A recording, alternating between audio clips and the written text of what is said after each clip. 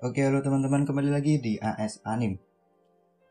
Kita akan lanjut ke konten Dr. Stone. Tepatnya kali ini adalah chapter 101 sampai 105.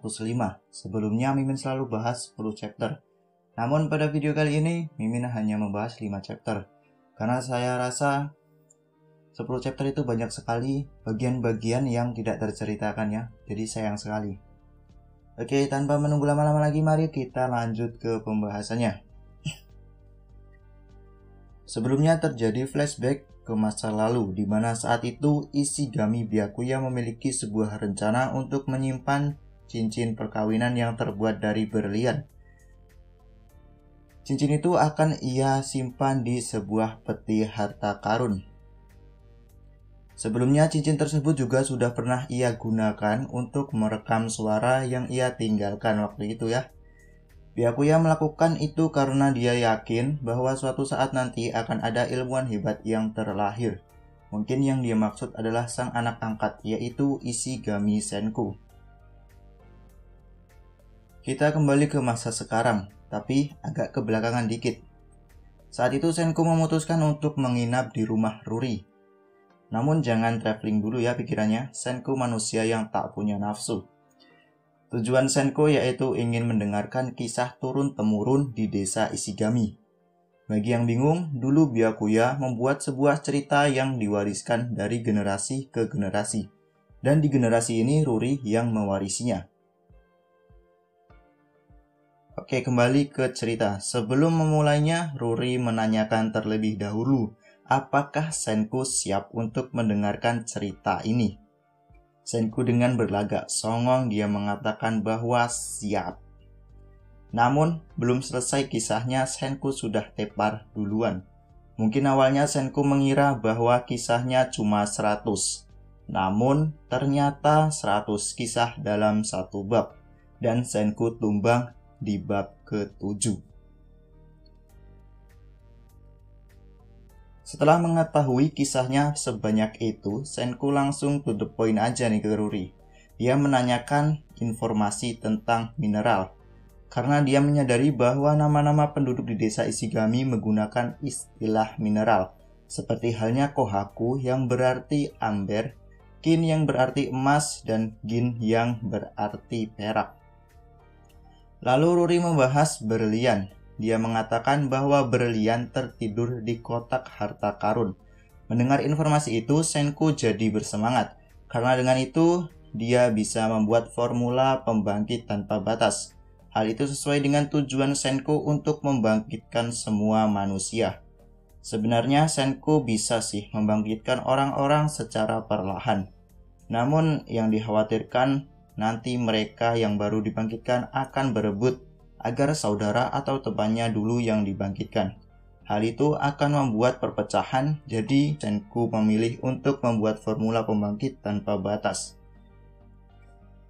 Senku juga menyadari bahwa satu-satunya tempat yang dapat digunakan untuk menyimpan harta karun selama ribuan tahun adalah pesawat luar angkasa Soyuz.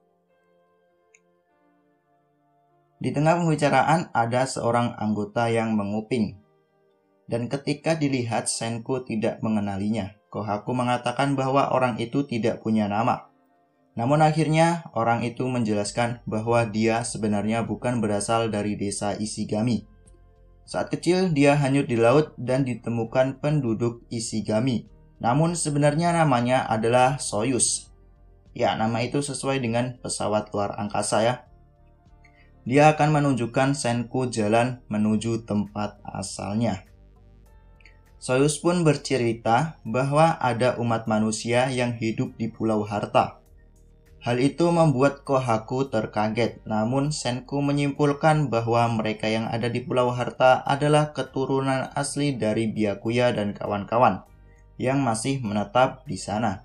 Dugaan Senku didukung pernyataan Ruri bahwa keinginan pencipta 100 kisah adalah kembalilah ke Jepang. Hal itu cukup realistis, bahwa para keturunan Byakuya dan kawan-kawan ingin mengabulkan keinginan sang pencipta dan mencoba menyeberangi lautan, namun hanya beberapa orang yang dapat sampai. Singkat cerita, setelah melalui perjalanan beberapa jam, mereka sampai di Pulau Harta. Saat mereka sampai, situasinya sedang ada badai. Namun, Senku tetap waspada. Mereka berlabuh di belakang tebing. Hal itu dilakukan agar mereka tidak ketahuan oleh penduduk lokal.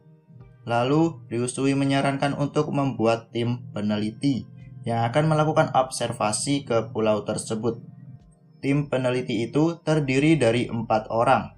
Di antaranya adalah Senku, sang pemimpin, Gen, berguna untuk bernegosiasi dengan penduduk lokal, Kohaku, seorang pengamat, dan Soyuz sebagai penunjuk jalan. Ukyo memutuskan tidak ikut karena ia curiga dengan dasar laut dan ingin menelitinya. Setelah tim peneliti berangkat, tiba-tiba muncul Suika dari dalam gentong. Ternyata Suika menyusup ke kapal karena dia merasa ingin berguna untuk teman-temannya. Awalnya Ryusui memarahinya. Namun François menjelaskan kepada Suika bahwa kemarahan Ryusui adalah bentuk kepeduliannya. Tak lama berselang, Ukyo menemukan sesuatu di dasar laut, dan Kinro yang tidak mau bersih-bersih kapal langsung terjun untuk memeriksa dasar laut. Kinro menemukan tumpukan manusia yang membatu di sana. Beberapa orang tak heran, namun Ukyo menyadari bahwa saat peristiwa pembatuan, pulau ini tidak berpenghuni. Bagaimana mungkin ada tumpukan manusia di bawah laut? Ryusui pun menyadari bahwa mereka sedang diawasi oleh seseorang. Tiba-tiba Kohaku melihat dari kejauhan bahwa ada cahaya yang berasal dari kapal mereka. Gen mencoba menghubungi kapal lewat ponsel namun sinyalnya sulit. Akhirnya tim peneliti naik ke atas bukit dan Soyuz melihat menggunakan teropong. Di sana terlihat bahwa semua anggota kapal sudah menjadi batu. Di situ hanya Suika yang selamat. Karena saat-saat terakhir Yusui menendang Suika nyebur ke laut. Jadi Suika tidak membatu. Namun keberadaan Suika tidak diketahui tim peneliti. Melihat teman-temannya membatu, Kohaku refleks berlari ingin menghampiri mereka. Namun Gen sudah memasang tali di kaki Kohaku yang diikatkan dengan tangan Gen. Kohaku sampai marah, namun Gen menjelaskan maksudnya. Jika Kohaku langsung ke sana, bagaimana jika orang yang membatukan masih ada di sana? Maka otomatis semua pasukan sains akan menjadi batu. Jadi Gen menyuruh Kohaku untuk berpikir logis. Aduh, di sini memang perempuan sangat menyusahkan. Kembali ke cerita. Setelah Kohaku tenang, tiba-tiba dia menemukan cangkang kerang yang tercecer di sepanjang jalan. Senku menyadari sesuatu, bahwa sebelumnya ada orang yang lewat di sini. Senku pun melakukan analisa dan menemukan sidik jari. Senku mengira-ngira bahwa orang itu seorang perempuan muda yang tidak terlalu tinggi. Hal itu dibenarkan oleh sang mentalis, Gen. Tim peneliti pun mengikuti jejak itu dan mereka menemukannya. Ada seorang wanita cantik yang sedang membawa kerang. Lalu di sana juga ada 3 orang pria yang sedang melamarnya. Gadis itu bernama Amaryllis. Dia adalah gadis tercantik di desa itu, namun dia menolak ketiga pria tersebut. Dengan alasan dia akan dipersunting oleh sang raja harem besok. Waduh, nama rajanya kok agak gimana gitu ya. Jadi teringat dengan anime ini. Amaryllis tidak bisa menolak ajakan itu karena jika menolak dia akan dijadikan batu. Senku pun mendapatkan kesimpulan situasi yang ada di pulau itu. Dan setelah 3 pria yang melamar Amaryllis pergi, dengan 1000 miliar kecerobohan, Senku langsung keluar dari tempat persembunyiannya dan menanyakan letak pesawat Soyuz. Di sini emang lucu sih kalau kalian membaca manganya. Amaryllis langsung berlari dan berteriak. Terlihat dari arah desa ada sekumpulan orang yang membawa obor. Dengan kekuatan sains, Senku menembakkan gas air mata ke segerombolan orang itu. Entah bagaimana caranya, dalam waktu sesingkat itu Senku bisa membuat gas air mata. Singkat cerita, Amaryllis merasa takjub dengan kemampuan yang dimiliki oleh Senku. Dan dia mengatakan bahwa ia ingin bekerja sama dengan Senku, asalkan dia tidak jadi menikah dengan Raja Harem.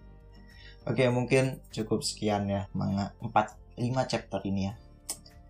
Selanjutnya akan terus Mimin update, karena memang manganya itu sudah jauh sekali ya. Sekarang sudah mencapai chapter 200 lebih dan ini review masih chapter 100-an. Terima kasih karena sudah menyimak dan salam bahagia.